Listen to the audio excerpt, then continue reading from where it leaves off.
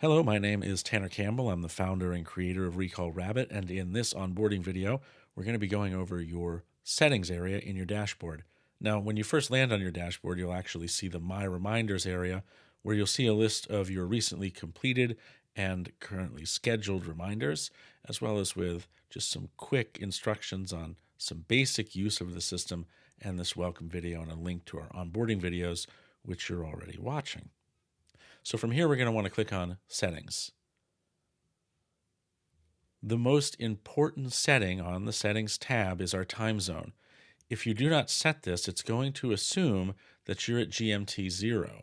If you're at GMT 0 and you set an alarm for 9 a.m. and you think you're going to get it in your local time and you get it in GMT 0 time, you're going to be fairly upset about the time you get that reminder. It's either going to be very, very early and wake you up, or it's going to be very, very late and not be of any use. So we want to make sure that we select the correct time zone here and then save it. It will confirm the time here when you do save it. So let's say I were to change this to Eastern. It'll tell me that this is the current time. And I change it back to where I actually live, save it, and now I've got the right time zone saved to my account. Next is the daily docket text. This is a morning text that stands you up and lets you know everything that you've got coming for the day. It's only the next 24 hours worth of reminders, and so shouldn't spill over into your next day. You only receive this reminder once, and they come at fixed times. So the first thing you're going to want to do is enable it, and then select the time of day you'd like to receive it. 6 a.m., 7 a.m., 8 a.m., 9 a.m., or 10 a.m. You can only select one of these. Our logic here is that you want the daily docket text at the start of the day, not at the end of the day. And so for sake of deliverability, ease, and making things a little bit easier on the back end for us, we've chosen these fixed times so that you can get your daily stand-up or docket text at a time of day that seems more appropriate for that sort of thing. I have mine selected at 9 a.m. You'll save the settings. It will confirm the save, and then you're good to go. Next is your calendar sync. Mine is already synced. Yours won't be. There'll be a button here that says Sync Calendar. When you do that, you'll go through the process of providing permissions to Recall Rabbit to sync to your calendar to be read-only. And every morning, rather every 24-hour period, it will pull your next 24 hours worth of events and create reminders for you automatically. When you get reminded of a calendar event, it happens 15 minutes before the actual event. Our logic there, of course, is that we can easily forget things on our calendar, and if we're reminded of them, it's not too helpful to be reminded of them the minute they are beginning.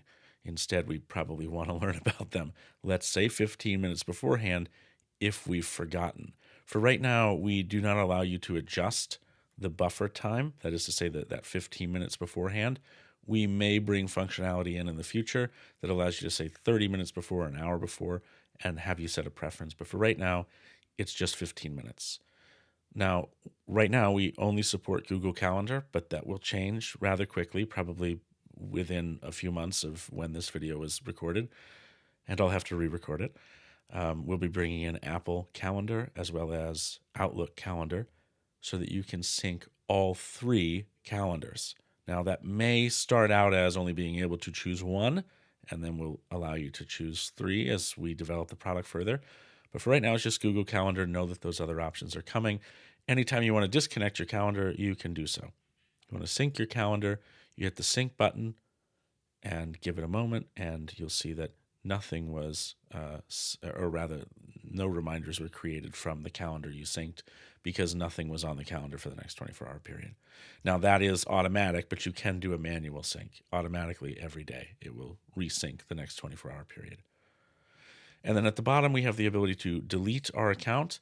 If and when you decide to leave us, I want you to know that all of your data is removed.